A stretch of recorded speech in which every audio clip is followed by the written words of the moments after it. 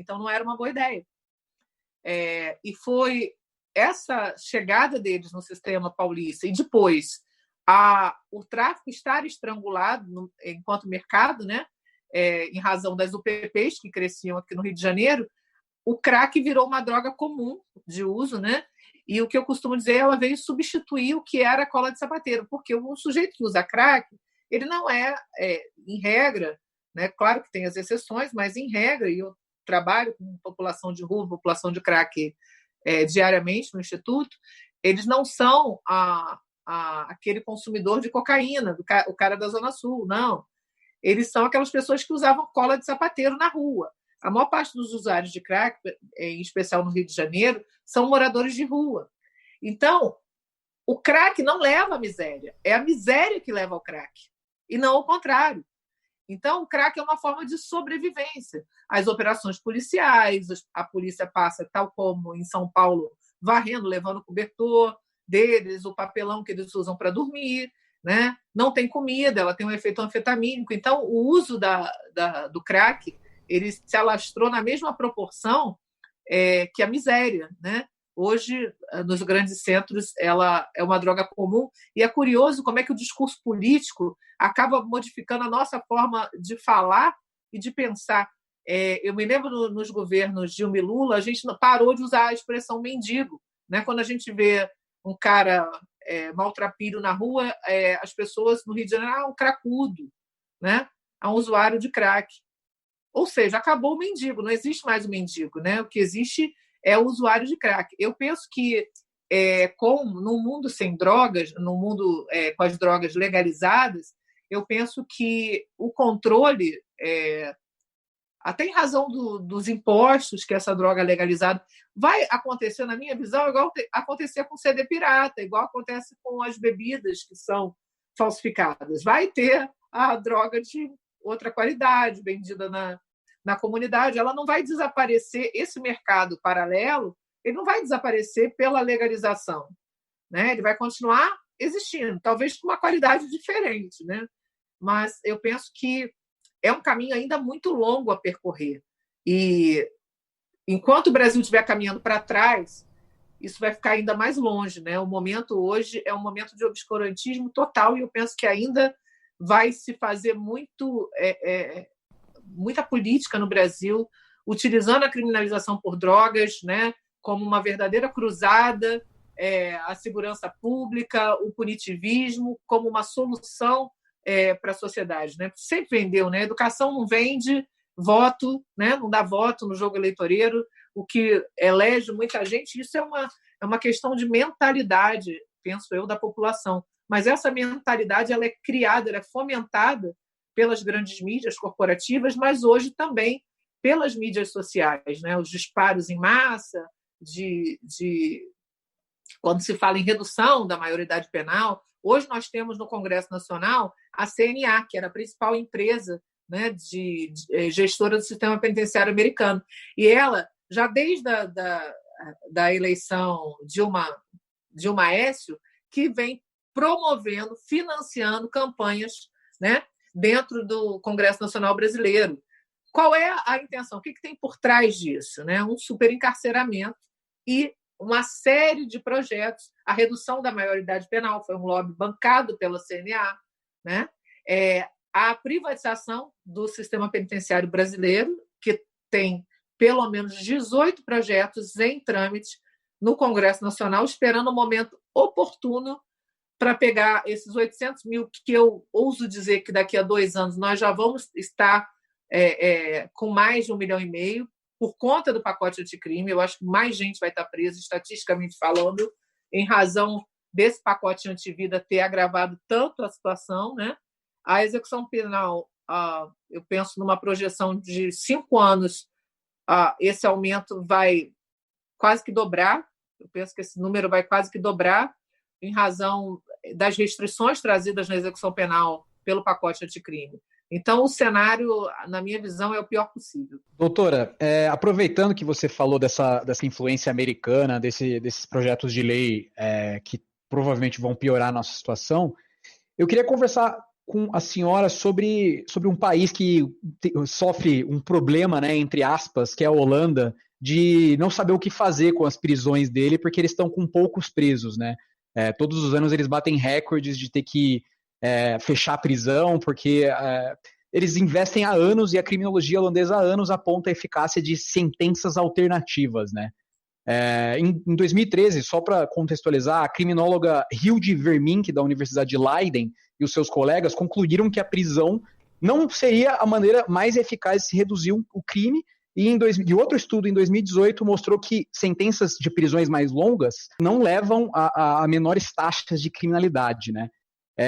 Isso vem sido discutido na Europa, na União Europeia por muito tempo, e muitos países têm visto a Holanda como um exemplo assim, de como pensar lá para frente em como tratar a situação do crime, ainda dentro, claro, de um contexto liberal, né, de um contexto dentro de um sistema capitalista, mas levando um pouco mais de humanidade para o assunto, né? Como que a gente pode fazer num país que passa exatamente por esse processo de obscurantismo, que é o Brasil, as pessoas enxergarem esse sistema penitenciário para ter uma Holanda como exemplo e não os Estados Unidos, né? Não os Estados Unidos, que claramente hoje é o exemplo errado, é o exemplo do que não se deve fazer por conta disso, de privatizar, de criar literalmente uma indústria da prisão, né? De pessoas ficarem ricas, de pessoas quererem investir capital privado para especular dinheiro com a privação de liberdade de pessoas, né?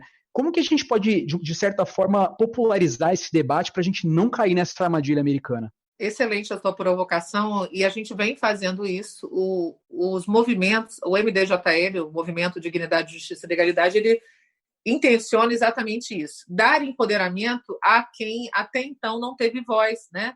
Essas mais de 10 milhões de pessoas no Brasil que vivem e orbitam em torno do sistema penitenciário, porque tem familiares, parentes e amigos presos, dar voz a essas pessoas. Hoje, as redes sociais são uma revolução, e negativa em algum aspecto, mas positiva porque era sempre uma dificuldade você ter que conseguir espaço nas mídias corporativas para levar uma ideia, né? Antes você dependia da mídia corporativa para que uma ideia pudesse ser democratizada, né, no país, para que você pudesse levar, né, difundida. Então, hoje nós temos as mídias sociais. A ideia é que essas pessoas que são a voz do sistema, a ideia é que elas tenham um empoderamento, empoderar esse grupo social. Eu acho que a melhor forma e que os outros grupos, os grupos de direitos humanos, né, as organizações de defesa de direitos fundamentais, pastoral penal, igrejas evangélicas que fazem o trabalho lá no sistema penitenciário, né, entidades de defesa de direitos humanos, institutos de direito, possam somar forças a esse movimento, empoderar esse movimento, para quê?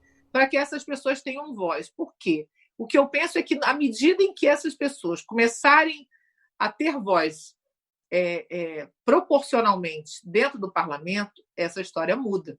É preciso que essas pessoas possam ser ouvidas, né?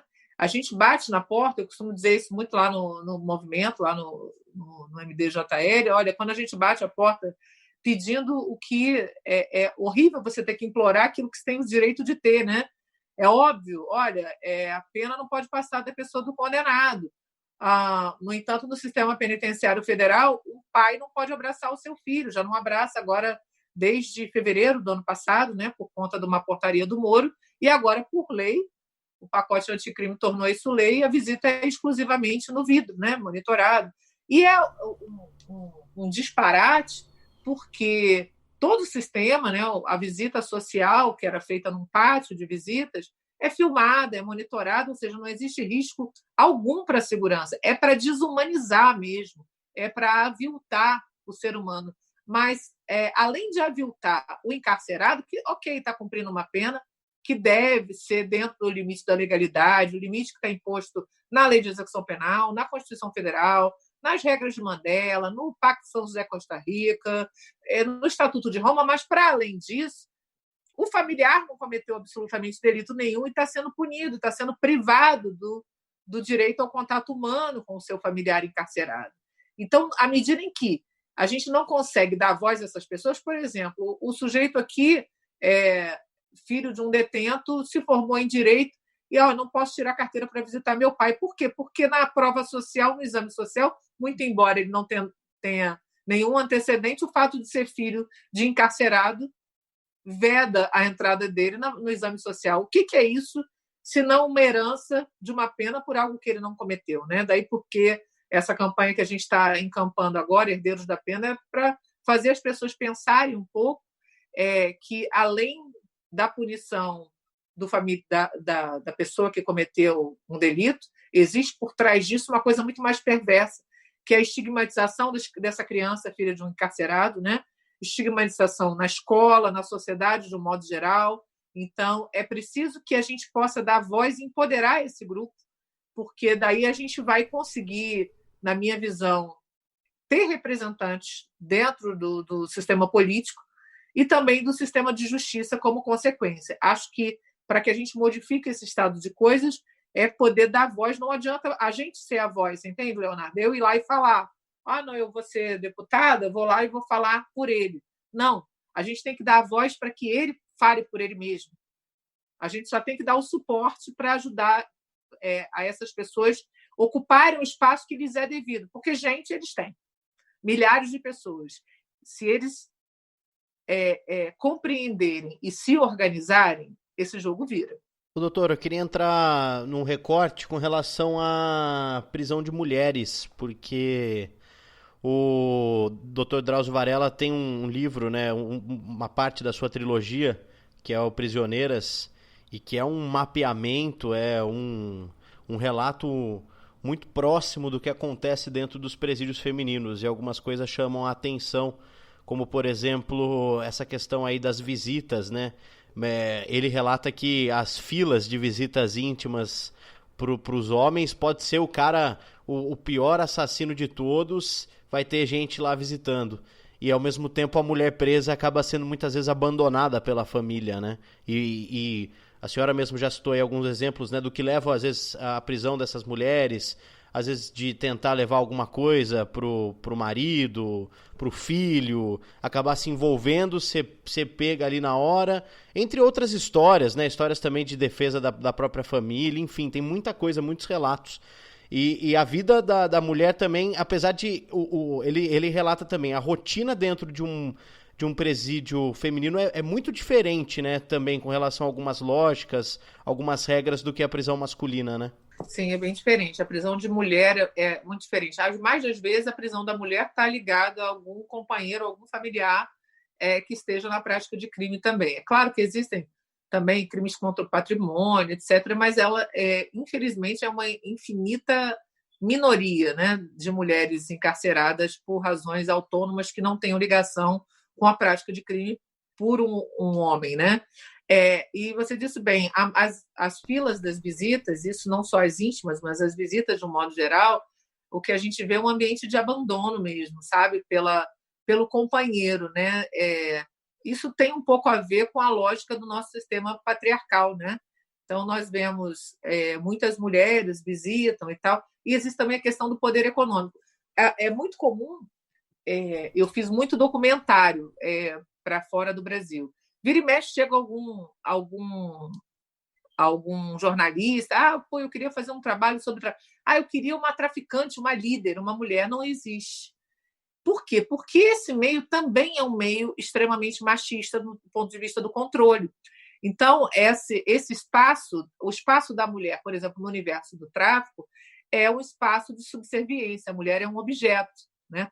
Assim como em outras camadas mais altas da sociedade, também dentro do tráfico de drogas, o papel da mulher é o papel daquela que vai servir sexualmente o homem, daquela que vai lavar a roupa dele, enfim. Então, o machismo dentro desse meio também não oportuniza que essas mulheres tenham um poder financeiro dentro do cumprimento da pena, né? Porque muito do que a gente vê durante o cumprimento da pena decorre da visitação e tal, de um financiamento, né, por parte do próprio tráfico de drogas para que a família possa visitar, possa levar uma comida melhor. Então, há um custeio por parte do crime para manter o sujeito dentro do sistema penitenciário. Ao contrário, lógica contrária vai acontecer com a mulher.